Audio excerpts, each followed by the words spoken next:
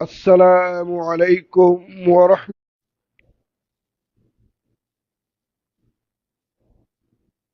সমস্ত প্রশংসা, গুণগান ও তারিফ মহান আল্লাহ রাব্বুল আলামিনের জন্য, যে আল্লাহ সুবহানাহু আজ্জা ওয়া জাল তিনি আমাদের প্রতি দয়া করেছেন, নিজের সন্তানকে কুরবানি দেওয়ার পরিবর্তে বাহিমাতুল আনআম বা পশু কুরবানি মধ্য দিয়ে তার নৈকট্য অর্জন করার,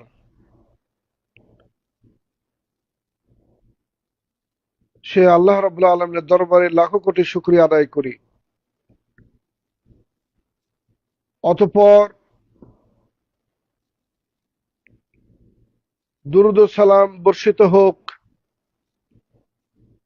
আমাদের প্রিয় নবী মুহাম্মদুর রাসূলুল্লাহ সাল্লাল্লাহু আলাইহি ওয়াসাল্লামের প্রতি, যিনি উম্মতকে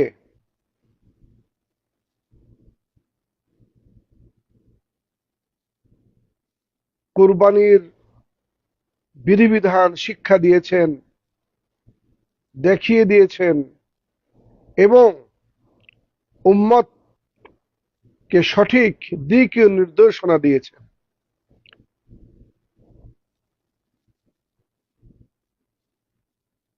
সে নবী এবং রাসূলের প্রতি শত সহস্র দুরূদ ও সালাম বর্ষিত হোক।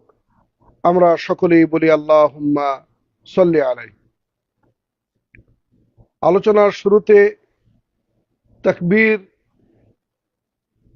এর কথা স্মরণ করিয়ে দিয়ে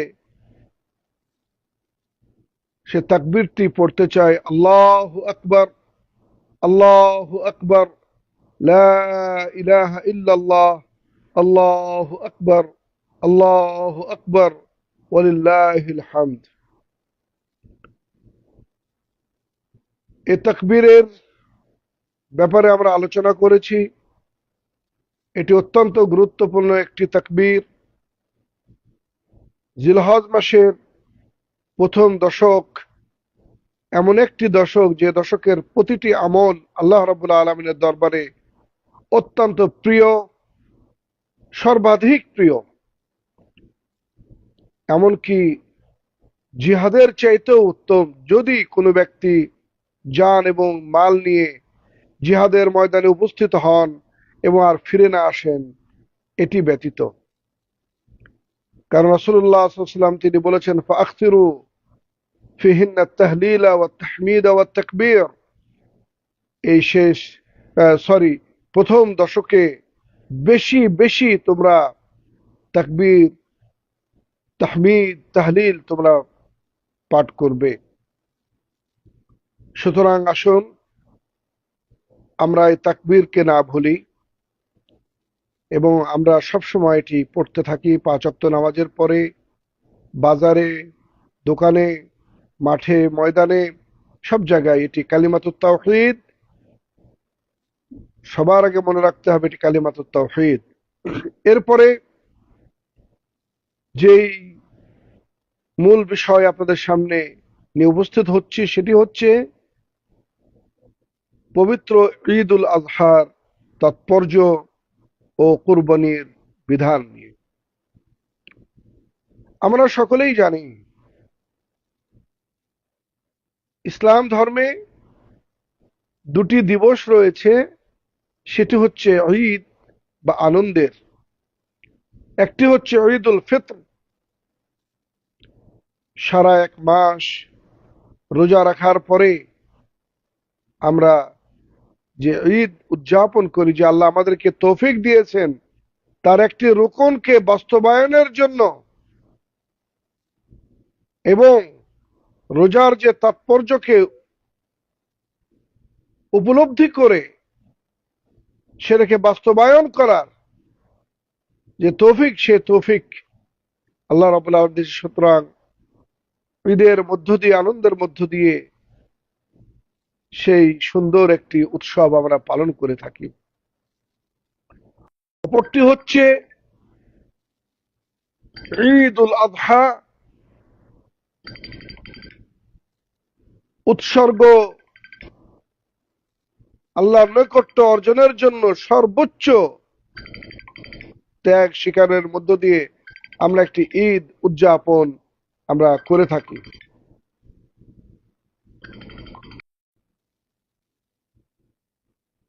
সুতরাং ইসলাম ধর্মে দুটি ঈদ, আনন্দের দিন, খুশির দিন। তার মধ্যে আজকে যে বিষয়টি নিয়ে কথা বলবো সেটি হচ্ছে ঈদ উল আযহা, ত্যাগের মহিমায় মহিমান্বিত হয়ে আনন্দ উৎসবের দিন।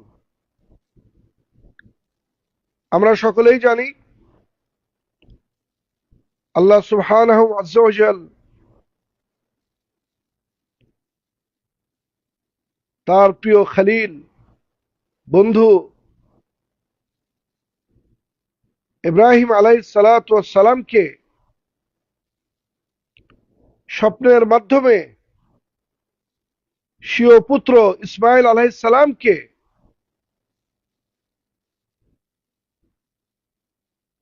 কুরবানি করার জন্য নির্দেশ দিয়েছিলেন।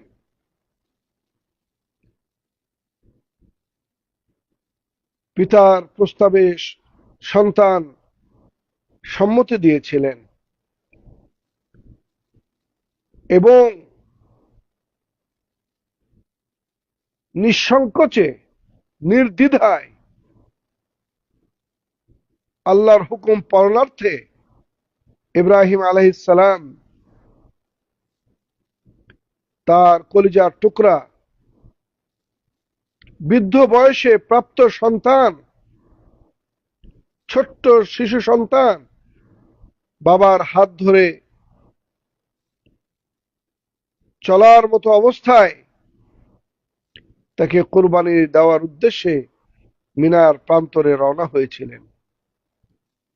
পথিমধ্যে শয়তান তিনবার ধোঁকা দেওয়ার চেষ্টা করে, ফলে সেখানে পাথর নিক্ষেপ করে শয়তানকে রজম করা হয়েছিল। সেটি আজও বিদ্যমান।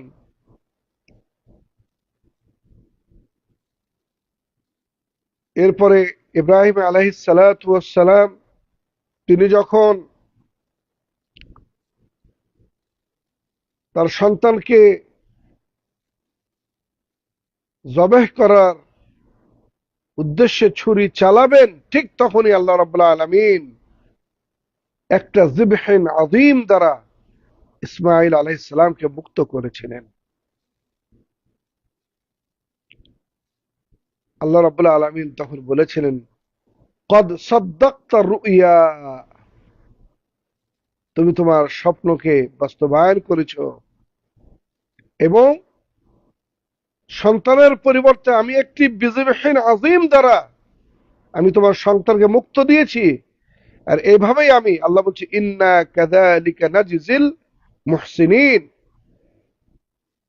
এভাবেই আমি যারা নেকির কাজ করে তাদের আমি প্রতিদান দিয়ে থাকি। সুবহানাল্লাহ।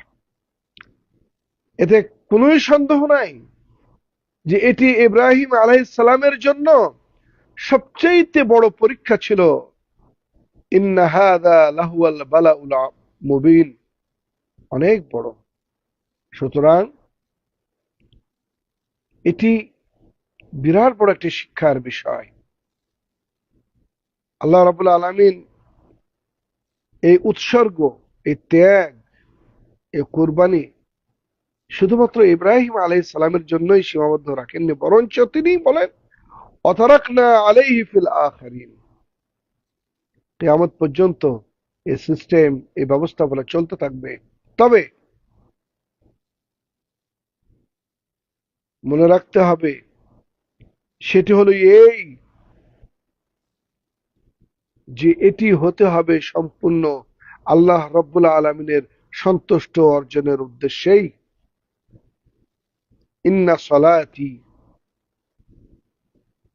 নিশ্চয় আমার নামাজ, আমার সলাত, ওয়া নুসুকি, আমার কুরবানি, আমার হজ,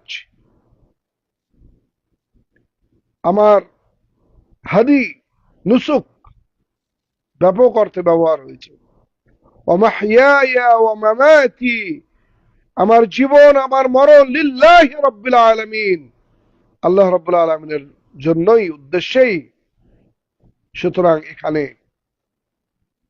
নিয়তের মধ্যে কোনো প্রকার উলট পালট চলবে না। ইন্নামাল আমালু বিন্নিয়াত, মানুষের প্রতিটি কাজ নির্ভর করে তার নিয়তের উপরে। সুতরাং স্মরণ রাখতে হবে আল্লাহ রাব্বুল আলামিনের সে বিধানকে, যেখানে আল্লাহ বলেছেন লা ইয়ানালাল্লাহা লুহুমুহা ওয়ালা দিমাউহা ওয়ালাকিন ইয়ানালুহুত তাকওয়া মিনকুম, যেটি তুমি আল্লাহর উদ্দেশ্যে কুরবানি করবে, মনে রাখবে তার গোশত, তার রক্ত আল্লাহ রাব্বুল আলামিনের দরবারে গ্রহণীয় নয়, বরঞ্চ তোমাদের যে তাকওয়া, তুমি কতটুকু এই কুরবানির ক্ষেত্রে, এই উৎসর্গের ক্ষেত্রে, এই ত্যাগের ক্ষেত্রে কতটুকু তুমি তাকওয়া অর্জন করেছো, কতটুকু তোমার ভিতরে ইখলাস রয়েছে, কতটুকু আল্লাহ রাব্বুল আলামিনের নৈকট্য এবং সন্তুষ্ট অর্জনের জন্য কাজটি করেছো, সেটি আল্লাহর দরবারে গ্রহণীয় হবে। সুতরাং এটি বিরাট বড় জিনিস। সুতরাং আমরা জানলাম যে মূলত এই কোরবানির ব্যবস্থাপনা এসেছে আমাদের নবী ইব্রাহিম আলাইহিস সালামের সময় থেকেই, এবং এটি আল্লাহ রাব্বুল আলামিনের বিশাল বড় একটি আমাদের জন্য রহমত, যে নিজ সন্তানের পরিবর্তে আমরা বাহিমাতুল আনআম দিয়ে আমরা কোরবানি করতে পারি। আর এই ক্ষেত্রে অবশ্যই আমাদেরকে যে কাজটি করতে হবে সেটি হচ্ছে শুধুমাত্র আল্লাহর সন্তুষ্টি অর্জনের জন্যই আমাদেরকে কোরবানিটি করতে হবে। এখানে কোনো ধরনের ছাড় নেই। আমি যদি কোরবানি না দিয়ে মানুষে কি বলবে, সমাজ আমাকে কি বলবে, বেটি জামাই বাড়িতে আসবে তারা কি মনে করবে, নতুন সম্পর্ক হয়েছে, না, নেভার, কখনোই না। শুধু আল্লাহর উদ্দেশ্যেই হতে হবে। আপনার সমর্থনে আপনি কোরবানি দিবেন না। সেজন্য ওলামাগণ কোরবানির বিধান নিয়েও ইখতিলাফ করেছেন। কেউ কেউ বলেছেন এটি ওয়াজিব আলাল মুসির, যাদেরকে আল্লাহ তৌফিক দান করেছেন, সক্ষমতা রয়েছে, তাদের জন্য ওয়াজিব।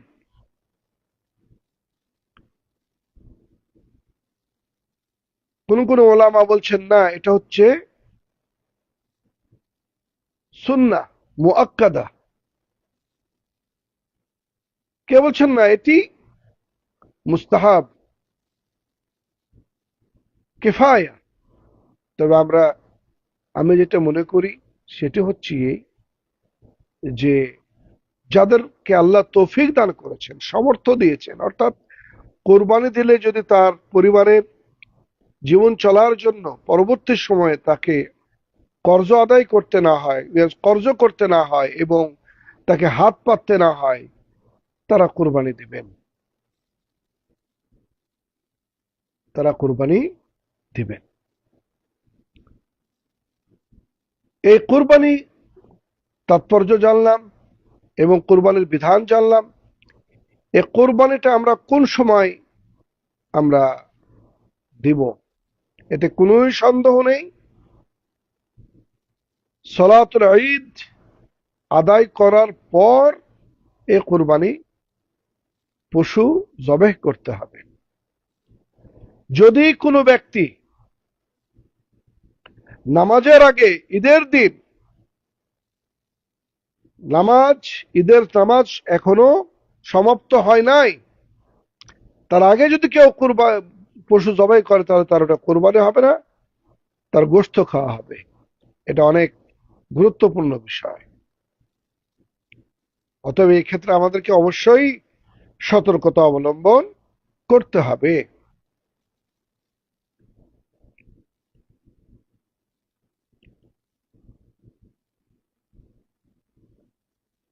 সবচাইতে বড় কথা হচ্ছে, আমরা যে কোরবানি দিব যে পশু, সে পশু কেমন হওয়া উচিত, কোন ধরনের হওয়া উচিত? বাহিমাতুল আনাম বলা হয় ওই সকল প্রাণী যার চতুষ্পদ, তার যেমন উট, গরু, ভেড়া, বকরি, দুম্বা, এবং গরুর হুকুমে আসা হচ্ছে মহিষ, জামুস, বাহিমাতুল আনামের অন্তর্ভুক্ত। যা যে প্রাণী আমরা কোরবানি দিব সেটি অবশ্যই ত্রুটিমুক্ত হতে হবে, দোষমুক্ত হতে হবে, সুস্থ হতে হবে, এবং যেটি দেখতে সুন্দর এবং খেতে সুস্বাদু হতে হবে। এই জিনিসগুলি অবশ্যই লক্ষণীয়। এমন কিছু দোষ থাকা যাবে না যা দেখলেই বোঝা যায় যে এটি রোগাটে, ইত্যাদি ইত্যাদি। সেখানে ওলামাগণ অনেক কথাই বলেছেন। শিন ভাঙা চলবে না, নেজ কাটা চলবে না, তারপরে চোখ নাই চলবে না, অর্থাৎ ত্রুটিযুক্ত ত্রুটিযুক্ত কোনো প্রাণী কোরবানি দেওয়া যাবে না। ত্রুটিযুক্ত কোনো প্রাণী কোরবানি দেওয়া যাবে না।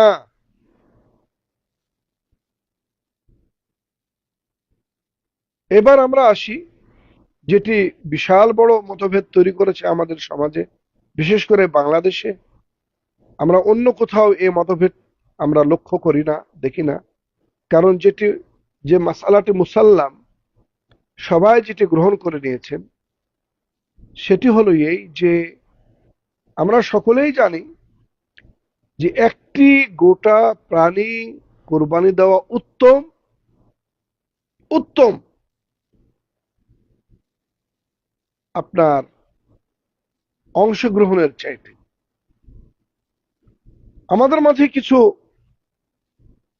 আলেম বাংলাদেশে, তারা একটি বিষয়কে অত্যন্ত গুরুত্ব ও হাইলাইট করে চলেছেন। সেটি হচ্ছে বিশেষ করে আহ, যে সকল প্রাণী বড়, যেমন গরু, উট, এ সকল প্রাণীতে অংশগ্রহণ করা যাবে কিনা, সেক্ষেত্রে কিছু কিছু দু একজন তারা এটার বিরোধিতা করেন। তারা বলেন যে না, 7 ভাগে কোরবানি দেওয়া যাবে না, এটি সফরের বিধান। আমার মনে হয় এই সকল ফতোয়া থেকে বিরত থাকা অনেকটা জরুরি। কারণ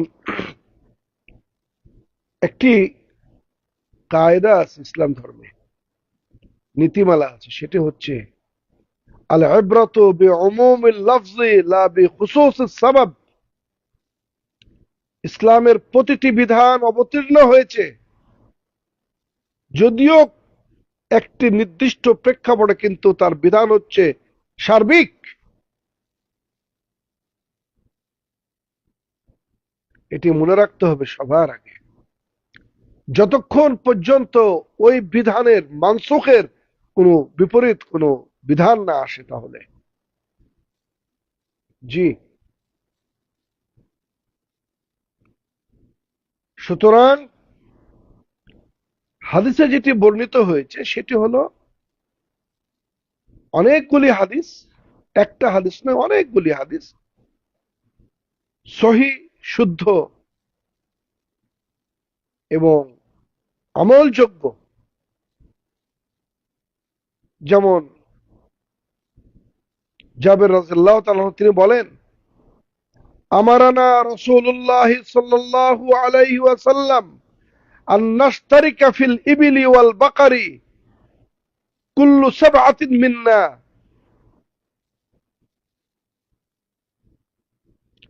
মুত্তাফাকুন আলাইহি। وفي لفظ قال لنا رسول الله صلى الله عليه وسلم اشتركوا في الإبل والبقر كل سبعة في بدنة।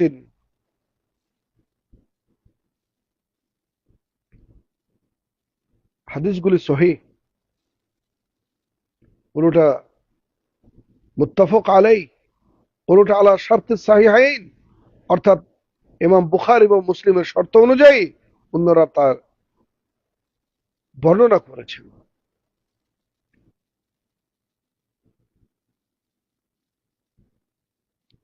وفي رواية اشتركنا مع النبي صلى الله عليه وسلم في الحج والعمرة كل سبعة منا في بدنة فقال رجل لجابر أيشترك في البقرة ما يشترك في الجزور فقال ما هي إلا من البدن رواه مسلم।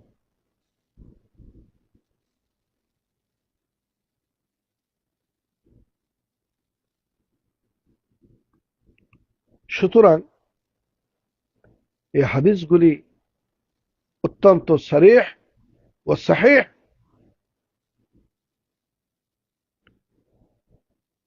যার উপরে সালাফে সালিহিনগণ চলে আসছেন। সমগ্র উলামা মুফতিগণ এর উপরে ইজমা বলা যায় তারা পেশ করেছেন। আল্লাজনাতু দাইমা লিল ইফতা ফিল মামলাকাতিল আরাবিয়া সউদিয়া, বিশেষ করে শেখ বিন বাজ রাহিমাহুল্লাহ এবং অন্যান্য উলামা আল জাহাব এবং অন্যান্য অঞ্চলের মুফতিগণ বিগজ্জিন নাজার সবাই প্রায় একমত যে উট, গরু, মহিষে ইশতেরাক করা যাবে, দেওয়া যাবে, এতে কোনো সন্দেহ নেই। এটি শুধুমাত্র সফরের জন্য নির্দিষ্ট নয়,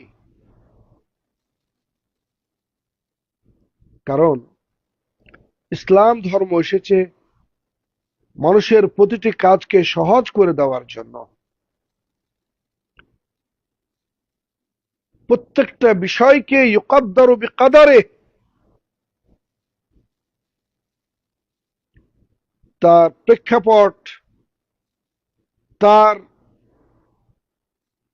অবস্থা ব্যবস্থা বুঝে তাকে সবকিছু মূল্যায়ন করতে হবে। আমি যদি বর্তমান একটা প্রেক্ষাপট বলি, সেটি হচ্ছে যে আমরা কি চাই না যে সকলেই নেকির কাজে অংশগ্রহণ করি?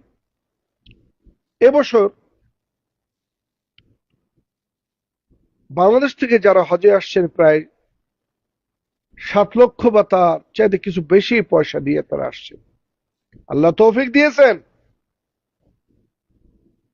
আমি কিছু মানুষকে জানি যারা এর আগে পয়সা জমা করেছিলেন 3 লাখ, 3.5 লাখ কি 4 লক্ষ টাকা, তারা হজে আসবেন বলে, কিন্তু এবছর যখন ঘোষণা করা হলো যে তারা পয়সার রেট বেশি, তারা আসতে পারলেন না, জি সাকাত, সমস্যা কোথায়? তার সামর্থ্য নাই 7 লক্ষ টাকা খরচ করার, তারপর হজ ওয়াজিব নয়, ফরজ নয়। হ্যাঁ, যখন ছিল 4 লাখ টাকা তখন ছিল ওয়াজিব, চেষ্টা করেছেন, টাকা জমা দিয়েছেন, কিন্তু অতিরিক্ত টাকা তার নাই। এটাই মনে রাখতে হবে সবসময়ের জন্য।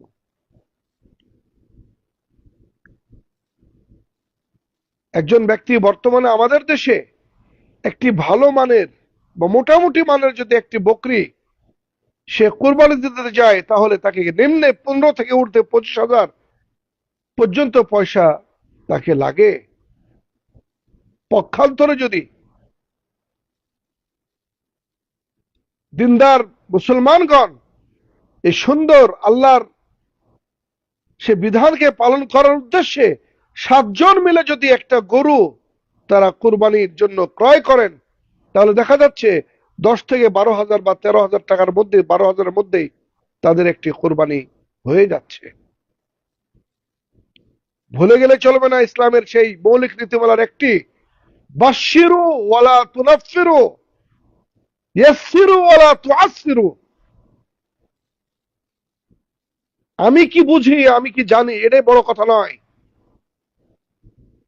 মাফহুমুশ শরিয়া কি বলছে সেটা হলো সবচেয়ে বোঝা বড় জিনিস।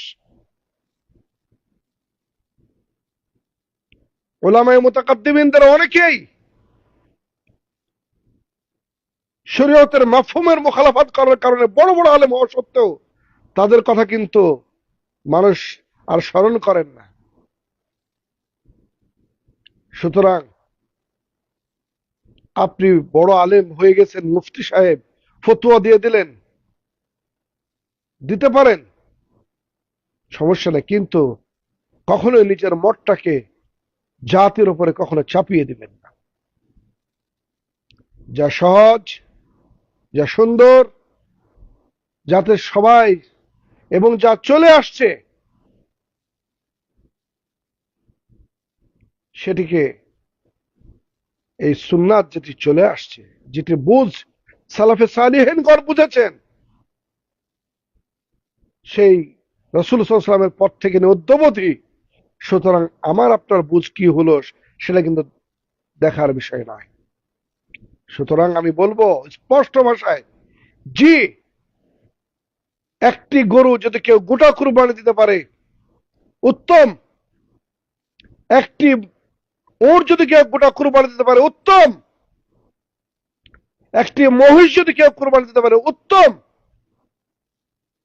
তবে যদি মনে করে কেউ যে আমরা 2 জন মিলে কোরবানি দেবো, জায়েজ, 3 জনে দেবো, 4 জনে দেবো, 5 জনে দেবো, 6 জনে দেবো, সর্বশেষ হচ্ছে 7 জন, অর্থাৎ 7-এর উপরে যাওয়া যাবে না। এটা হচ্ছে আল হাদ আল মাফহুম মিনাল হাদিস। আল্লাহ রাসূল যখন 7টা নির্ধারণ করেছেন, তার অর্থ হলো এর বেশিতে নয়, এর নিচে যত পারা যায় কোনো সমস্যা নাই ইনশাআল্লাহ বিজনিল্লাহ আযজা ওয়া জাল। হাদা হুয়াল মাফহুম আস-সাহিহ। যদিও ইখতিলাফ আছে, কেউ বলছেন না 7 জনই অংশগ্রহণ করতে হবে, কেউ বলছেন না, কিন্তু যেটাতে সহজ হয় আল্লাহর এই বিধানকে পালন করার ক্ষেত্রে সেভাবেই করবেন। দেখা গেল যে 3 জন ব্যক্তি, 3 পরিবারের, তারা মনে করেছেন যে আমরা 3 জন মিলে এটাকে কোরবানি দেব, আর তারা পাচ্ছেন না কাউকে দিবেন। আল্লাহ আপনাকে তৌফিক দান করেছেন, আপনি গোটা একটা বকরিও কোরবানি দিবেন, ভেড়া দিবেন, দুম্বা দিবেন, আল আমরু ওয়াসি'।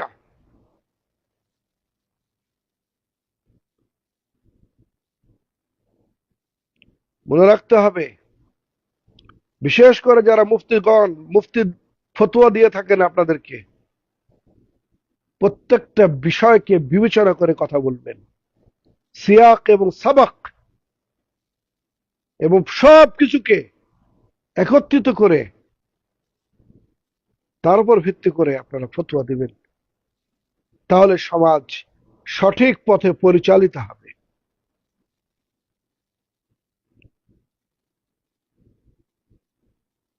ফতোয়া এর অর্থই হচ্ছে আল্লাহ এবং তার রাসূলের পক্ষ থেকে সিগনেচার করা।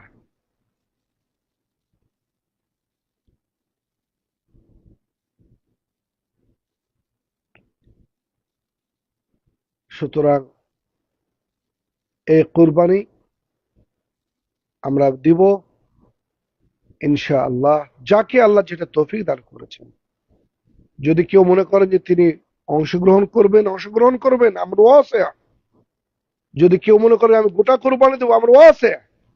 দেখা গেল কোন এক সময় একজন ব্যক্তি তিনি গোটা কোরবানি দিয়েছেন, কিন্তু তার পরের বছরে তার সামর্থ্য নেই, সামর্থ্য আছে একটা অংশগ্রহণের জন্য, সে একটা অংশগ্রহণ করবে। তার একটা গোটা বকরি ক্রয় করার মতো ক্ষমতা নাই, কিন্তু একটা গরুতে অংশগ্রহণ করার মতো ক্ষমতা আছে। আমরা কি তাকে নিষেধ করতে পারি? হ্যাঁ, ওলামাদের মধ্যে ইখতিলাফ রয়েছে। যেমন একটা বকরির ক্ষেত্রে, ভেড়ার ক্ষেত্রে, দুম্বার ক্ষেত্রে আমরা বলি হাদা মিন্নি ওয়া মিন আহলি, আল্লাহ এটা আমার এবং আমার পরিবারের পক্ষ থেকে। একটা আল্লামা ইমাম ইবনু বাজ রাহিমাহুল্লাহ রাহমাতান ওয়াসিআ ওয়া আসকারিহু ফাসিহা জান্নাতিহি আল্লাহুম্মা আমিন, তিনি সুন্দর কথা বলে গেছেন, কিন্তু খুব সুন্দর কথা বলে গেছেন যে একটা অংশ একটা বকরির কায়েম মাকাম। জি, একজন পরিবারের যিনি কর্তা তিনি যখন একটা ভাগে অংশগ্রহণ করেন, তার অর্থই হলো সেটি তার এবং তার পরিবারের পক্ষ থেকেও হয়ে যাবে ইনশাআল্লাহ। আমি বলছি না যে ইখতিলাফ নাই, ইখতিলাফ হয়েছে। আরে সওয়াব দেওয়ার মালিক আল্লাহ, নেকি দেওয়ার মালিক আল্লাহ। লা তুহাজ্জিরু আল ওয়াসি', ইসলাম যেখানে ওসাআত দিয়েছেন সেখানে হাজার তাকে সীমাবদ্ধ করার অধিকার আমাদের আপনাদের না, কারো নাই।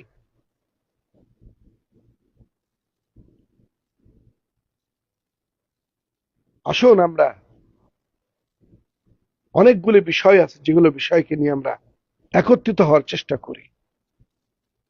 আলহামদুলিল্লাহ, ইসলাম এর গবেষণাটা এত সহজ হয়েছে এখন। আলহামদুলিল্লাহ, আধুনিক প্রযুক্তির বদৌলতে। সুতরাং এখন সবকিছু স্পষ্ট, সহজ।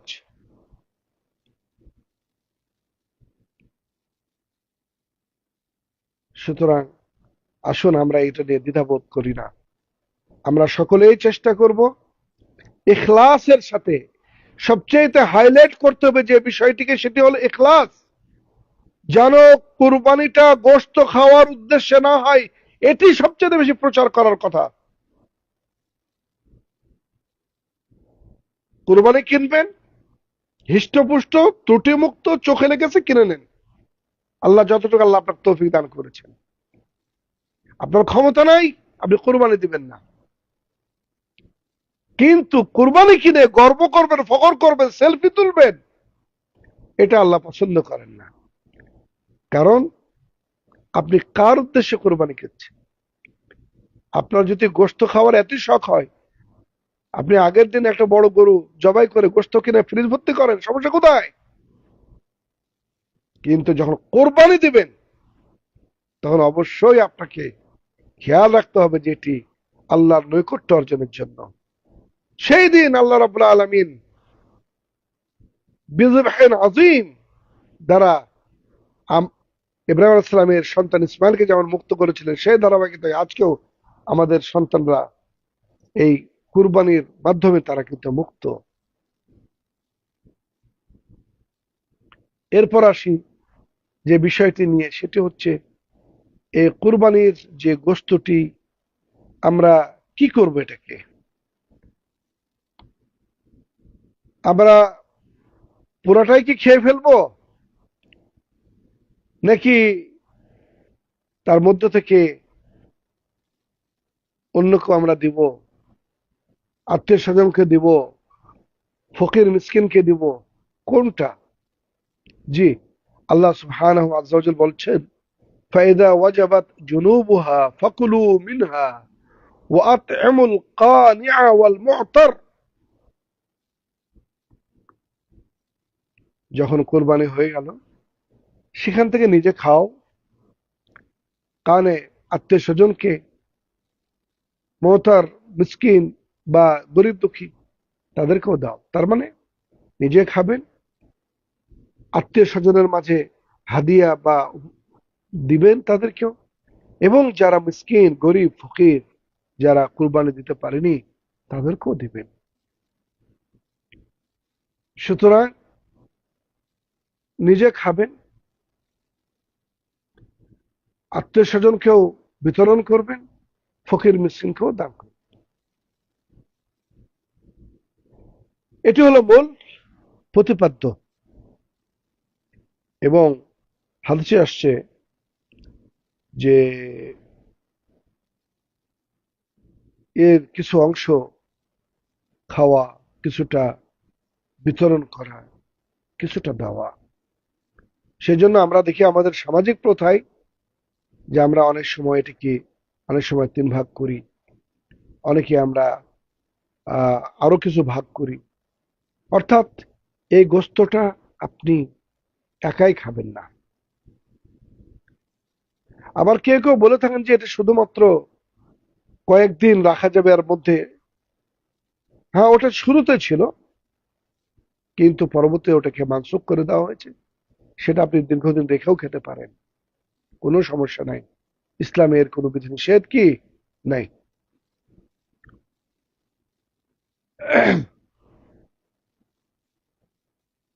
চামড়াটা কি করব? চামড়াটা, এটাও উলামাদের মধ্যে ইখতিলাফ আছে। কেউ বলছেন যে ওটা বিক্রি করা যাবে, কেউ বলছেন না, এটাকে দান হিসেবে দিয়ে দেওয়া উত্তম। যেটি সেটা হলো সেটাকে দান হিসেবে, যেহেতু উযহিয়াটাও একটা দান, কিন্তু উযহিয়াটাও একটা কি দান। এরপরে যে প্রশ্নটি আসে সেটি হলো যে মাইয়াতের পক্ষ থেকে কোনো কিছু কোরবানি দেওয়া যায় কিনা। জি, জায়েজ আছে। মাইয়াতের পক্ষ থেকেও যদি কোনো ব্যক্তি মনে করেন যে আমার, ইখতিলাফ আছে আমাদের মধ্যে, যে যদি কেউ ওসিয়ত করে যায় যে আমি মারা যাওয়ার পরে আমার পক্ষ থেকে তোমরা প্রতি বছর একটা করে বকরি তোমরা কোরবানি দিবে। কেউ বলছেন যে যদি ওসিয়ত করে যায় তাহলে জায়েজ আছে, ওসিয়ত না করলে জায়েজ নাই। কিন্তু এটি একটি সাদাকা, এটি একটি নেকির কাজ। যেহেতু রাসূলুল্লাহ সাল্লাল্লাহু আলাইহি সাল্লাম তিনি একটি তার উম্মতের পক্ষ থেকেও কুরবানি দিতেন, সেই উম্মতের মধ্য থেকে অনেকেই যারা দুনিয়া থেকে চলে গেছেন, কেউ কেউ বলেন যে না, তিনি নির্দিষ্ট করেননি, নির্দিষ্ট করলে তার জীবদ্দশা তার স্ত্রী খাদিজা রাদিয়াল্লাহু তাআলা তিনি মৃত্যুবরণ করেছিলেন, বা আরো নিকটতম কেউ, নির্দিষ্ট না করলেও রাসূল সার্বিক ভাবে তিনি করেছেন। আর যেহেতু এটি একটি সাদাকা, জায়েজ আছে। উলামাগণ বলছেন, জমহুরুল উলামার যেটা মন্তব্য সেটা হচ্ছে এটাই, যে জায়েজ আছে, কোনো সমস্যা নেই। তবে যে গোস্তটা, যে ভাগ অংশটা, যদি আপনি একটা অংশ যদি আপনার মৃত্যু কোনো নিকটতমর জন্য কোরবানি করে থাকেন, নাম উল্লেখ করে থাকেন, সেটা আপনি দান করে দিবেন সাদকা হিসাবে। কোনো বকরি যদি নির্ধারণ করেন, সেটা আপনি দান করে দিবেন সাদকা হিসেবে, এটা সাদকা হিসেবে গণ্য হবে আল্লাহ রাব্বুল আলামিনের দরবারে। সুতরাং আসুন আমরা এই কোরবানিকে কেন্দ্র করে নিজেদের মধ্যে ইখতিলাফ না সৃষ্টি করি। এবং আজকাল আমরা ফেসবুকের মাধ্যমে অনেক কিছু মানুষের মন্তব্য আমরা দেখতে পাই, শুনতে পাই, এটা উচিত নয়। সবাই যদি মুফতি হয়ে যান তাহলে তো চলে না। মুফতি হওয়ার জন্য অনেকগুলি শর্ত আছে, মনে রাখবেন সবার আগে। আপনি কি সে শর্ত পূর্ণ করেছেন? আবার অনেকেই আছেন আমাদের মতো কিছু মানুষের অন্ধ অনুকরণ করে থাকেন এবং অনেক কথা বলে থাকেন। ইসলাম ধর্ম অন্ধ অনুকরণের কোনো ধর্ম নয়, আবেগের কোনো ধর্ম নয়। এ ধর্ম চলে হলো দলিল ভিত্তিক। জি। আর এই দলিলকে অনেকেই বিভিন্ন খাতে বিভিন্নভাবে ব্যবহার করে, সেটা যারা আলেমে জাহাবেজাতুল ইলম, তারা এটা বুঝতে পারেন, জানেন। সুতরাং আসুন আমরা আল্লাহর ওয়াস্তে অত্যন্ত খালিস লিওয়াজহিল্লাহ আমরা এই কুরবানিটা করব ইনশাআল্লাহ। পরিশেষে সিয়াম ইয়ামে আরাফা আমরা যেন ভুলে না যাই, এটি প্রথমে বলা দরকার ছিল। আরাফার দিবসের যে রোজাটি, সেটি আগামী মঙ্গলবারের দিন। সিয়াম ইয়াউমি আরাফা, এটি নিয়েও দেখছি আমাদের দেশের অনেকে ধূম্রজাল তৈরি করে ফেলেছে। হ্যাঁ, ইখতিলাফ আছে আমাদের, এতে কোনো সন্দেহ নাই। কিন্তু আমরা যদি আল্লাহ রসুলের এবারতটাকে দেখি, ইয়াউমে আরাফা, আরাফার দিবস। আরাফার ময়দান কোথায়? বিশ্বের কোথায়? সৌদি আরবের মক্কা নগরীতে অবস্থিত আরাফার ময়দান, বিশাল এরিয়া। সৌদি আরবের মক্কা নগরীতে অবস্থিত আরাফার ময়দান, যে আরাফাকে বলা আল হাজ্জ আরাফা, অর্থাৎ যারা আরাফার ময়দানে 9 জিলহজ, যেদিন আরাফার ময়দানে সমগ্র হাজী সাহেবগণ উপস্থিত থাকবেন, সূর্য পশ্চিম দিকে ঢোলা থেকে নিয়ে সূর্য অস্তমিত হওয়া পর্যন্ত আলা সাঈদ আরাফা ওকুফ করবেন, সেটি হজ। আর সেটি আগামী মঙ্গলবার।